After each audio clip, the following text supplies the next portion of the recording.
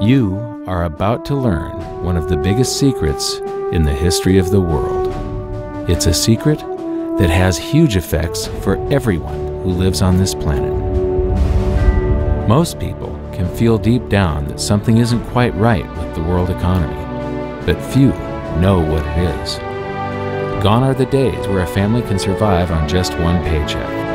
Every day it seems things are more and more out of control, yet only 1 in a million understand why. You are about to discover the system that is ultimately responsible for most of the inequality in our world today. The powers that be do not want you to know about this, as this system is what has kept them at the top of the financial food chain for the last 100 years.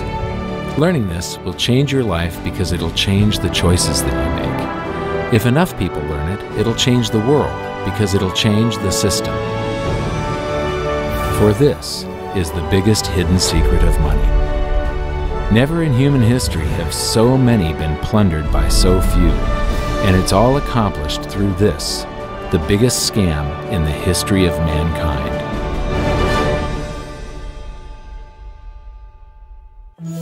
They say that money doesn't grow on trees, but the truth is that the modern banking system creates currency far faster than trees can grow. Most people don't have a clue how currency is created. Economists and bankers make it sound so complex that people think they can't understand it. But I'm going to strip our monetary system down to its essence so that you can see the scam behind the curtain and just how it affects you. Every modern society creates currency in pretty much the same way. But since the US dollar is the majority of the world's currency, I'm going to use the United States as our example. It all starts when some politician says, "Vote for me and I'll make sure the government provides you more free stuff than my opponent will." But there's no such thing as a free lunch. So to provide that supposedly free stuff, the politicians vote for the country to spend more than its income. This is called deficit spending. To pay for that deficit spending, the Treasury borrows currency by issuing a bond. So what's a bond? If you think about it, a bond is really nothing but a glorified IOU. It's a pretty piece of paper with numbers printed on it that says, "Loan me $1 trillion today, and I promise over a 10-year period I'm going to pay you back that $1 trillion plus interest." But what you need to understand is that Treasury bonds are our national debt. These glorified IOUs are to be paid back by you and I and our descendants through future taxation. Therefore, when the government issues a bond, it steals prosperity out of the future so that it can spend it today. The Treasury then holds a bond auction, and the world's largest banks show up and compete to buy part of our national debt and make a profit on it by earning interest. You'll notice that as we move through this process, the big banks are there, taking a cut every step of the way. This isn't by chance, as you'll see shortly.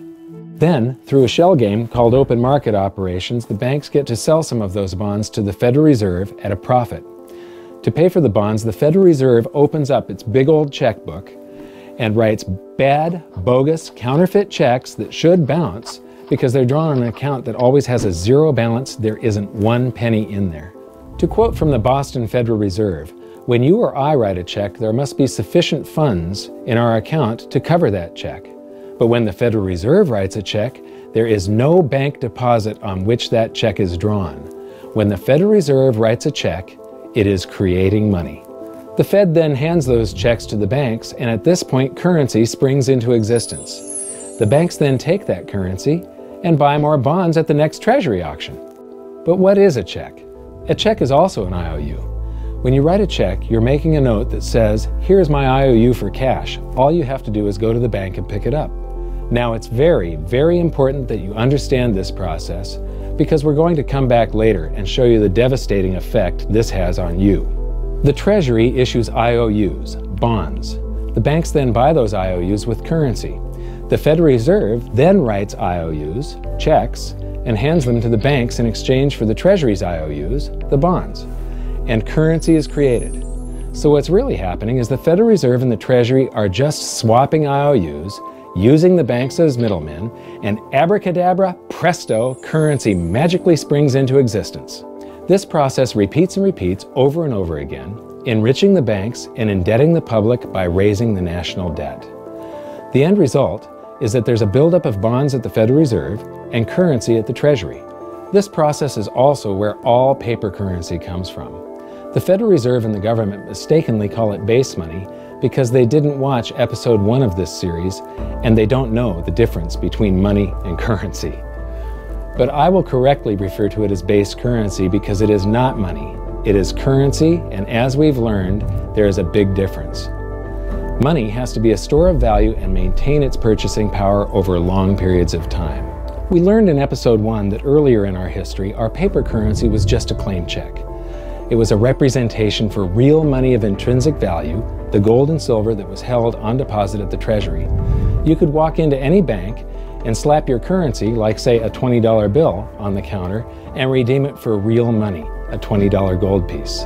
But now, this base currency that's piling up back here is really nothing but a receipt or a claim check on an IOU, that bond. So it's really nothing but a supply of numbers. The Treasury then deposits the newly created currency into the various branches of the government, and the politicians say, "Hey, thanks for that." And the government does some deficit spending on public works, social programs, and war. The government employees, contractors, and soldiers then deposit their pay in the banks. Now, this may come as a shock to you, but when you deposit your currency with the bank, you're not actually depositing it into an account to be safely held in trust for you. Instead, you're actually loaning the bank your currency, and within certain legal limits, they can do with it pretty much anything they please. This includes gambling in the stock market and loaning it out, at a profit, of course. Now this is where the machine of currency creation really gets cranking, because this is where something called fractional reserve lending comes into play. Fractional reserve lending is exactly what it says.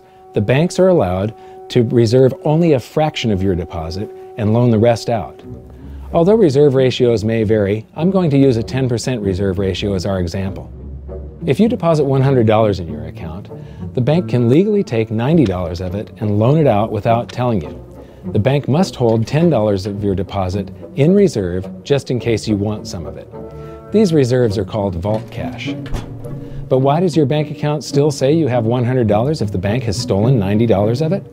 Because the bank left IOUs it created, called bank credit, in its place. Now I know this sounds crazy, but here it is in black and white from the Fed.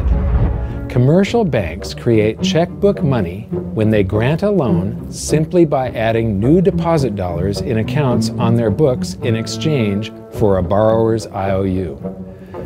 These are nothing but numbers that the banks type into their computers. And even though these bank credit IOU numbers are very different from base currency numbers, because they only exist in computers, they are still currency. So now there is $190 in existence. Now, the reason people take out loans from the banks is to buy something. They're going to buy a house or a car or something like that. So the borrower takes the $90 that the bank loaned to him from your account, and he pays the seller of the item.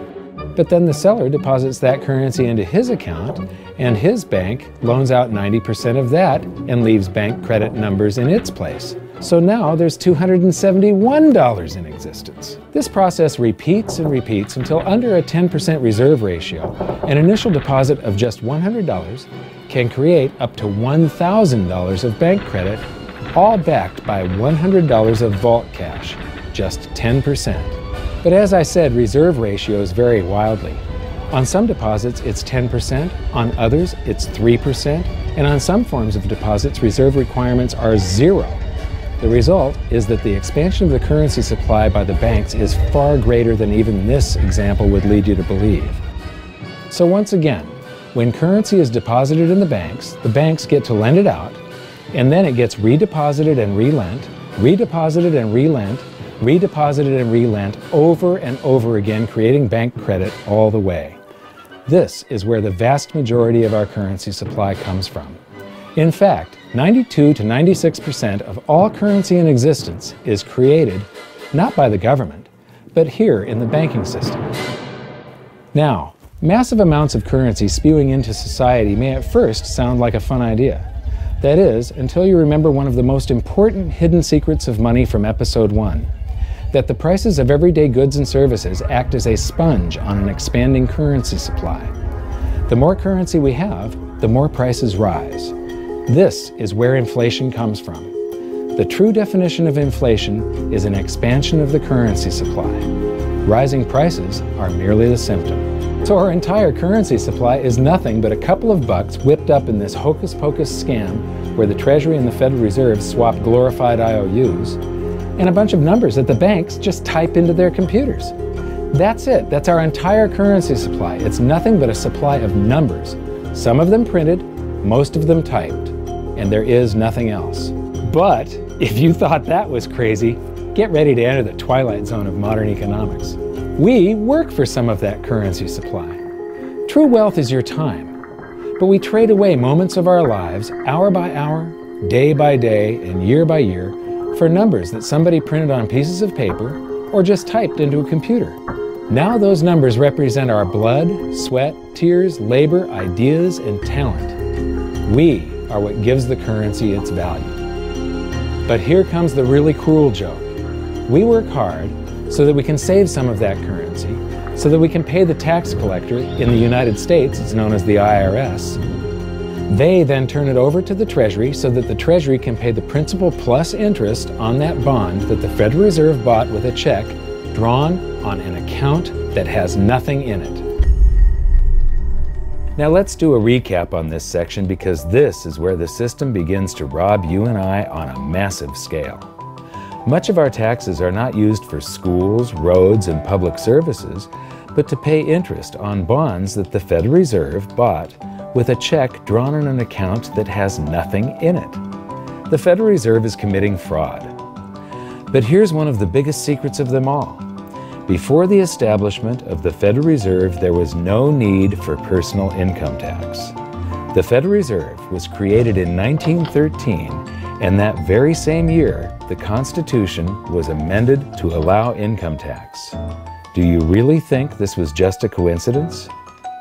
Ask yourself how much income tax you've paid over your lifetime. Much of it has been silently siphoned away into the hands of those who own the system. Yes, this system has owners. Who they are is an even bigger secret that we'll get to shortly. But first, we need to understand the mumbo-jumbo of the so-called debt ceiling. It's all based on a huge paradox. There was interest due on that bond, and there was interest due on every one of those loans that the banks made. That means that there is interest due on every dollar in existence. Let me ask you something. If you borrow the very first dollar into existence, and that's the only dollar that exists on the planet, but you promise to pay it back plus another dollar's worth of interest, where do you get the second dollar to pay the interest? The answer is that you have to borrow that one into existence and promise to pay it back with interest as well. So now there are $2 in existence, but you owe $4, and so on and so on. The result is there's never enough currency to pay the debt. There is always more debt in the system than there is currency in existence to pay the debt. Therefore, the whole system is impossible. It is finite. It will come to an end one day. What would happen if the government stopped borrowing to do deficit spending? Are the payments on those treasury bonds going to stop? What would happen if the public stopped borrowing and going deeper into debt? Are your house and car payments going to stop? No. There is a payment due every month on the principal plus the interest on every dollar in existence, and those payments do not stop. If we stop borrowing, then no new currency is created to replace the currency that we used to make those payments. Whether you're making a payment on a loan or paying tax to make a payment on a bond, the portion of the payment that goes to pay off the principal extinguishes that portion of the debt. But the debt also extinguishes the currency. Currency and debt are like matter and antimatter. When they meet, they annihilate each other. If we just pay off the principal only on all the loans and bonds that exist, the entire currency supply just vanishes. So if we don't go deeper into debt every year, look what happens. The whole thing goes into a deflationary collapse under the weight of those payments. Politicians and pundits alike talk about balancing the budget, paying down the debt, and living within our means. They don't understand that that is deflationary. It is impossible to do under our current monetary system without collapsing the whole economy. This is why any talk of a debt ceiling is not only ridiculous, it's delusional. The system is designed to require ever-increasing levels of debt just to continue. And that's why politicians will always kick the can down the road and raise this so-called debt ceiling over and over again until the whole system finally collapses under its own weight. In other words, they don't want it to collapse on their watch. The Founding Fathers of the United States knew the dangers of central banking and fought to free themselves from this very thing. The Revolutionary War started out as a tax revolt, but now we must pay tax just to have a monetary system. Having just suffered through the hyperinflation of the continental dollar, which was printed into oblivion to finance the Revolutionary War, they understood the dangers of fiat currency and debt-based monetary systems. So to protect future generations from institutional theft and out-of-control government, they wrote into the Constitution that only gold and silver can be money for the simple fact that you can't print them. Our current system is not only unconstitutional, but it robs us of the liberty and prosperity our forefathers fought and died for. We are all feeling the effects of ignoring the Constitution right now. By forcing more currency into circulation, our purchasing power is diluted. Inflation is a slow and insidious stealth tax that is simply the result of this debt-based monetary system. This system empowers and benefits those who create the currency and receive it first, as they get to spend it into circulation before it has an effect on the economy. They're stealing purchasing power from you and transferring it to the banks and the government every hour of every day because of this false monetary system. And it's not like the people at the top don't know this. To quote the Federal Reserve, the decrease in purchasing power incurred by the holders of money due to inflation imparts gains to the issuers of money. This is a fraud. It is a pyramid scheme, it is a Ponzi scheme, it's a scam, and it's a lie. Our entire monetary system is nothing but a form of legalized theft. But here's the biggest con job of them all. The Federal Reserve is not federal, it has stockholders. There is no federal agency that has stockholders. What's a stockholder? A share of stock represents a percentage of ownership in a corporation. So the stockholders are the owners of that corporation. Therefore, the Federal Reserve is a private corporation with owners. And you can see it for yourself if you go to the Federal Reserve's website, and it will say, the stockholders receive an annual dividend of 6%. Now we know that the stock in the Federal Reserve was originally issued to the largest banks in the United States. But because of mergers and acquisitions through the years, you can't actually trace who owns the stock in the Federal Reserve. That's a very closely guarded secret. My guess would be that the owners are those primary dealers, the banks that get to make a profit by selling part of our national debt, those bonds, to the Federal Reserve, who buys them with a check from nothing. Then we pay tax to pay the principal and the interest on those bonds so that the Federal Reserve can pay the banks a 6% dividend. Don't be alarmed if you don't quite comprehend the deception of this system at first glance. Very few people do. It is purposely complex.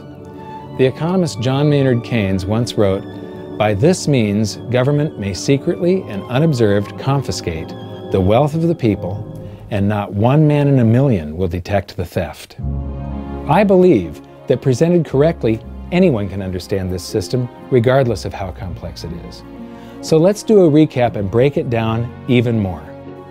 The way the system works is that, step 1, the government creates glorified IOUs. These bonds increase our national debt and put the public on the hook to pay it back. Step 2, IOUs are swapped to create currency. The Treasury sells the bonds to the banks. The banks then turn around and sell our national debt at a profit to the Federal Reserve, which they probably own. The Federal Reserve then opens its checkbook that doesn't have a penny in it and buys those IOUs with IOUs that it writes, checks, on a checking account that has a zero balance. Then they give those checks to the banks and currency just springs into existence. And then the whole process repeats. This results in a buildup of bonds at the Federal Reserve and currency at the Treasury, which is really just a supply of numbers. The Treasury then deposits the numbers in the various branches of the government, and we get to step 3. The government spends the numbers on promises, public works, social programs, and war. Then the government employees, contractors, and soldiers deposit their pay into the banks, and we get to step 4, where the banks multiply the numbers by magically inventing more IOUs through fractional reserve lending, where they steal a portion of everyone's deposit and lend it out. That currency gets redeposited, and then a portion is stolen again, and the process repeats over and over, magnifying the currency supply exponentially. Then we work for some of those numbers, which brings us to step 5, where our numbers are taxed. We pay tax to the IRS, who then turns our numbers over to the Treasury, so the Treasury can pay the principal plus the interest on bonds that were purchased by the Federal Reserve with a check from nothing. Then we get to step 6, the debt ceiling delusion.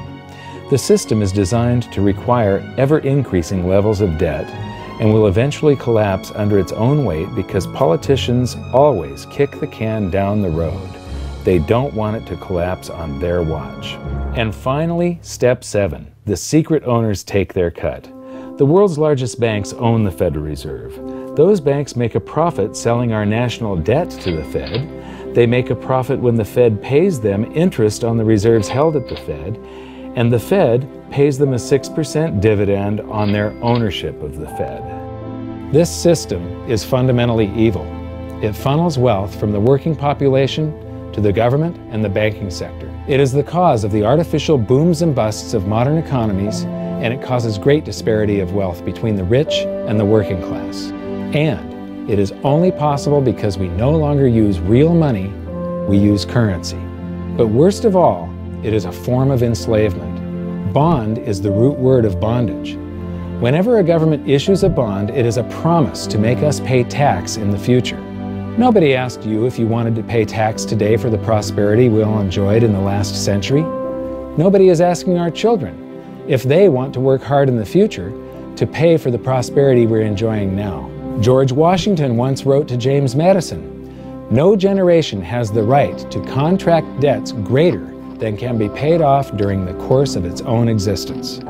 By stealing prosperity from tomorrow so we can spend it today, we enslave ourselves and future generations. Now this all sounds pretty bad, but there is great hope, for you are the greatest threat to this false monetary system. This system relies on the public being ignorant of its workings.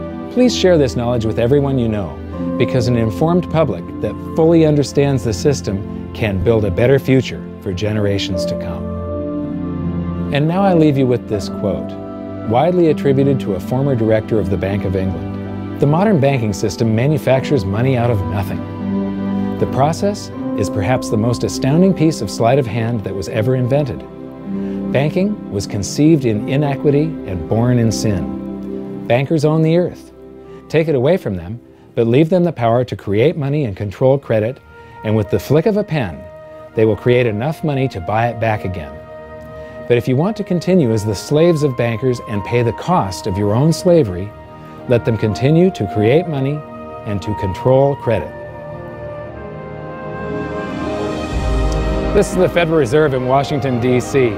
It's located on Constitution Street, and that is just as much of a joke as the New York Fed being located on Liberty Street.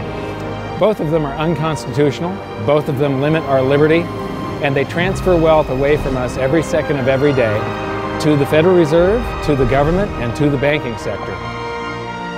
You are now among the 1 in a million who can detect the theft of your prosperity. So the big question is, what can you do about it? 1. Watch this video until you can describe and teach it to others. Those who understand this system can make preparations for its unavoidable collapse and protect themselves. History shows that those who don't will probably be wiped out. 2. Share this video with everyone, especially those you care about. All it takes is a mouse click or two to get this message in front of millions. Post this video on Facebook, tweet it, email it to loved ones. Please share it wherever you can. 3. Join the conversation. The current world monetary system is based on a 300-year-old design meant to enrich a few at the expense of the many. There must be a better way. At hiddensecretsofmoney.com, we've created an open-source platform for the design and development of a new world monetary system. We're calling on every economist, every student, every college, every bright mind, and anyone who cares to join the discussion. In educating ourselves and each other, we can prevent the further loss of our freedoms and maybe, just maybe, win some of them back.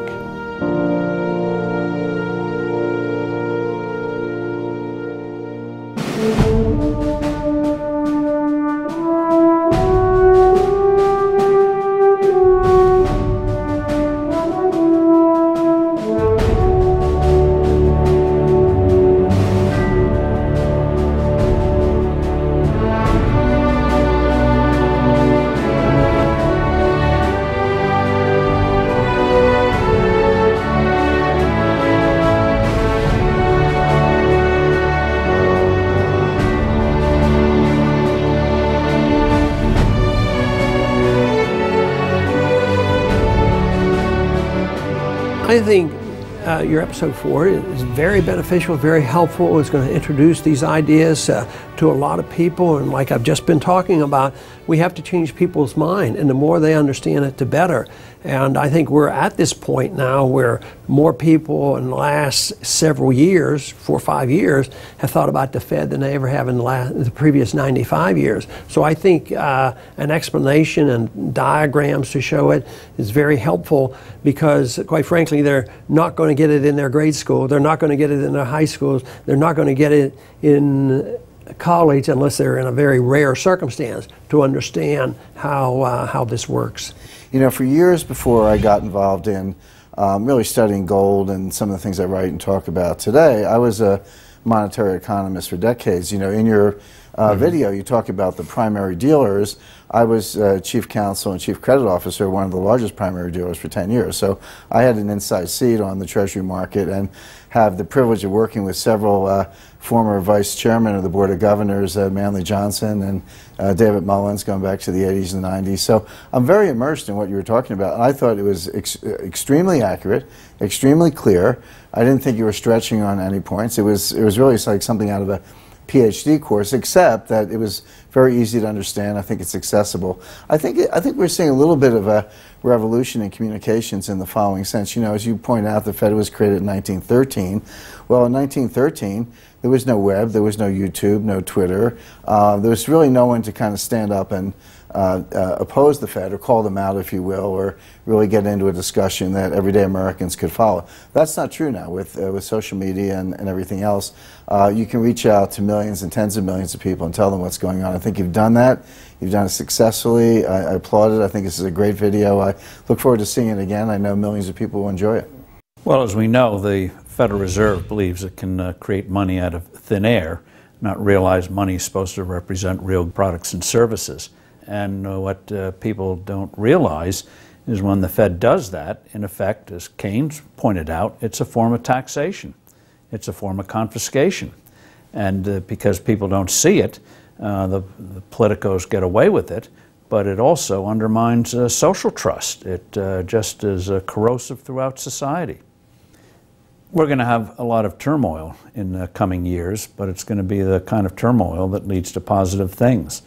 So don't despair. Get out there and fight, because the tide is going to turn. This is going to be the status last stand. Thank you.